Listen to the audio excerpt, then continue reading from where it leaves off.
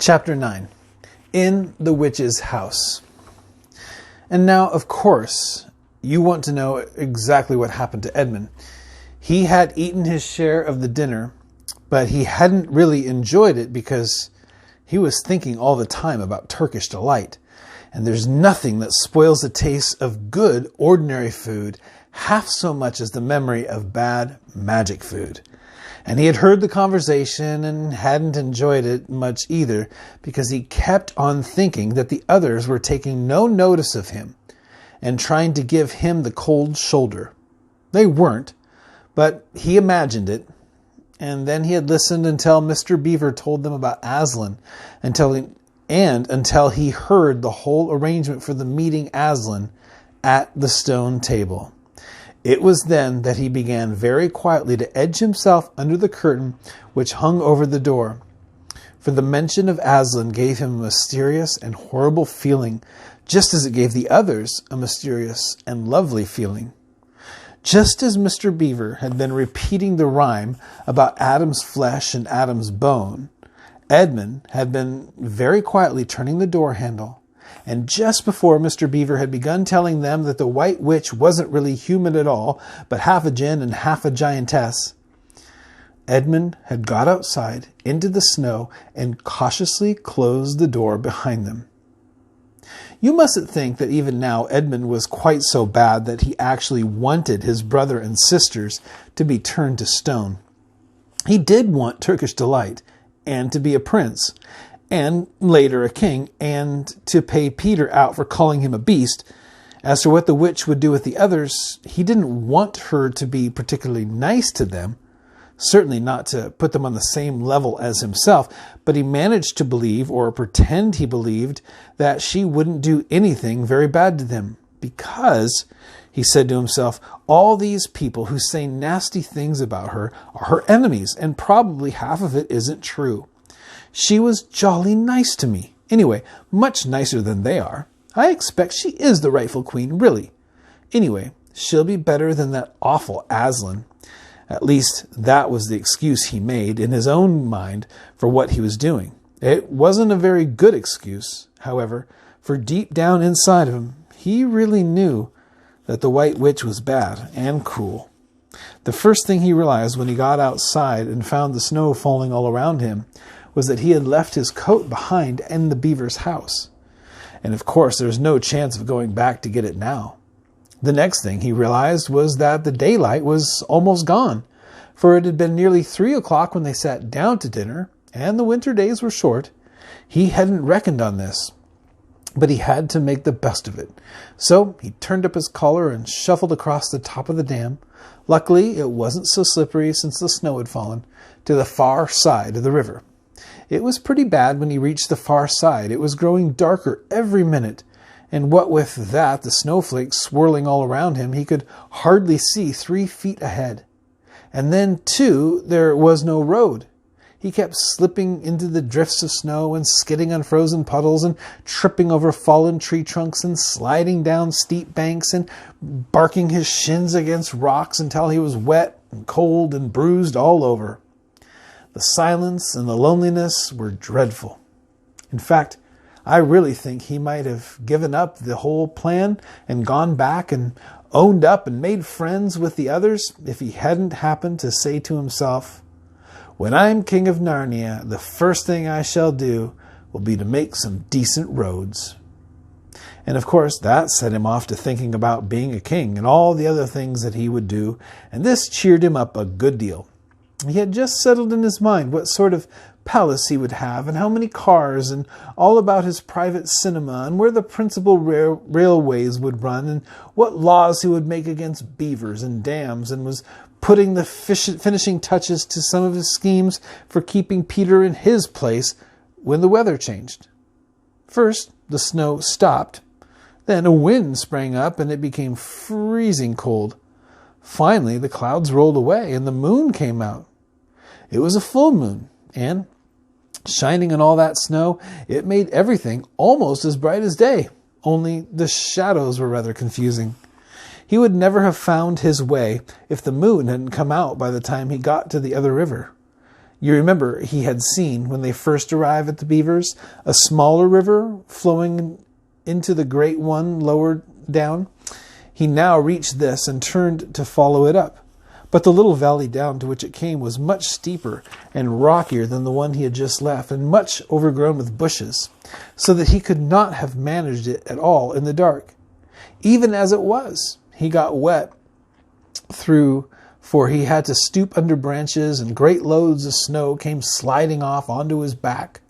And every time this happened, he thought more and more how he hated Peter, just as if all of this had been Peter's fault. But at last he came to a part where it was more level, and the valley opened out, and there, on the other side of the river, quite close to him, in the middle of a little plain between two hills, he saw what must have been the White Witch's house. And the moon was shining brighter than ever. The house was really a small castle. It seemed to be all towers, little towers with long pointed spires on them, sharp as needles.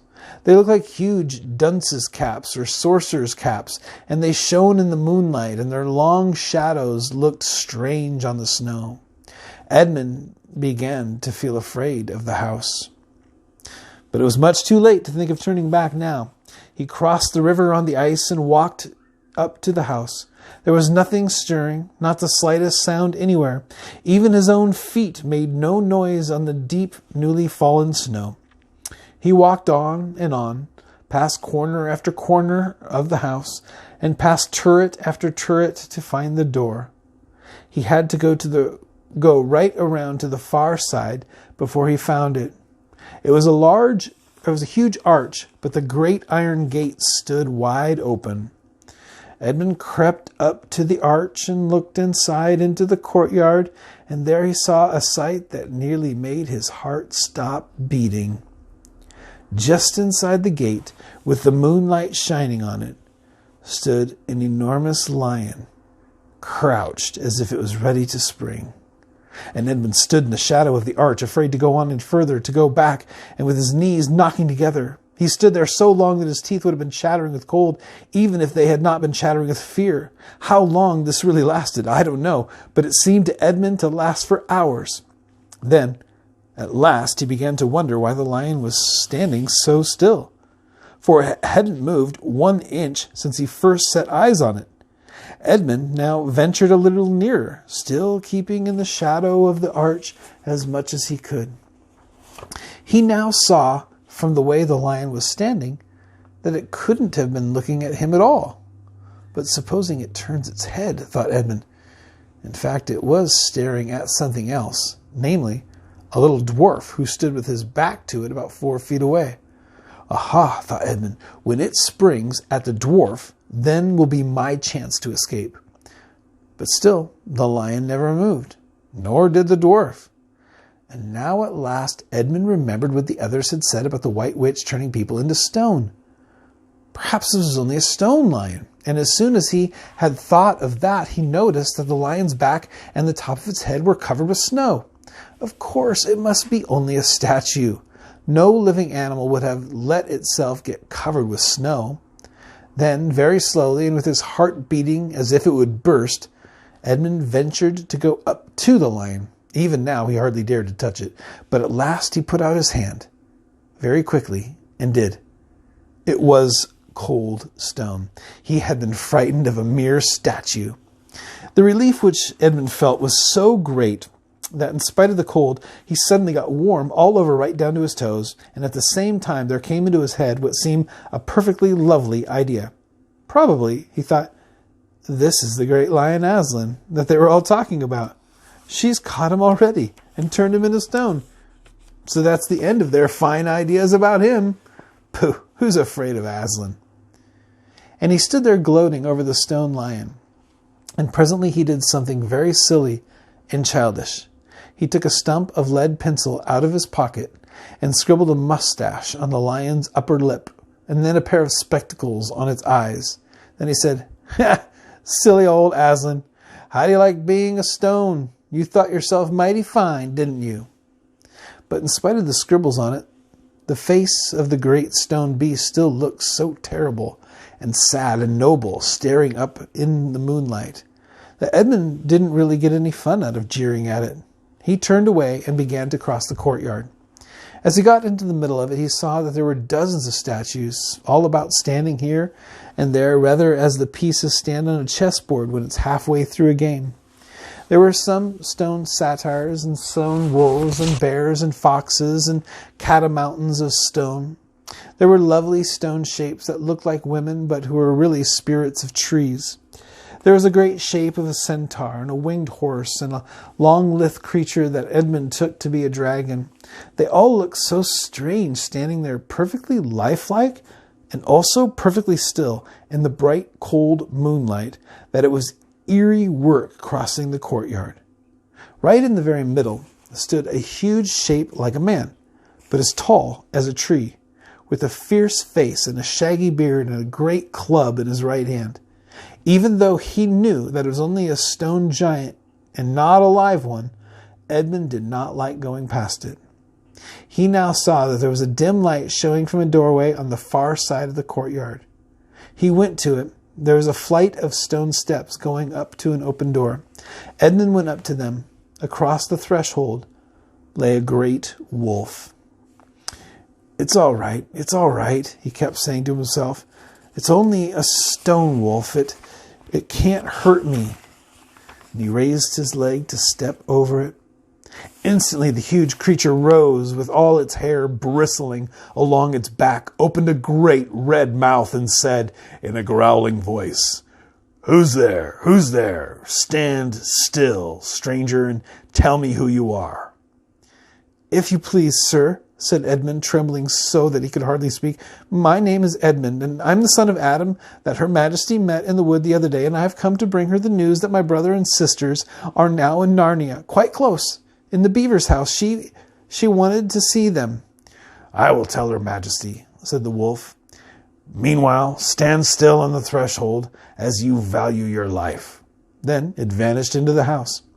Edmund stood and waited, his fingers aching with cold and his heart pounding in his chest, and presently the great wolf, Mogrim, the chief of the witches' secret police, came bounding back and said, come in, fortunate favorite of the queen, or else not so fortunate." And Edmund went in, taking great care not to tread on the wolf's paws. He found himself on a long, gloomy hall with many pillars, full as the courtyard had been, of statues. The one nearest the door was a little fawn, with a very sad expression on its face. And Edmund couldn't help wondering if this might be Lucy's friend. The only light came from a single lamp, and close beside this sat the White Witch. "I'm come, Your Majesty," said Edmund, rushing eagerly forward. "How dare you come alone?" said the witch in a terrible voice. "Did I not tell you to bring the others with you?"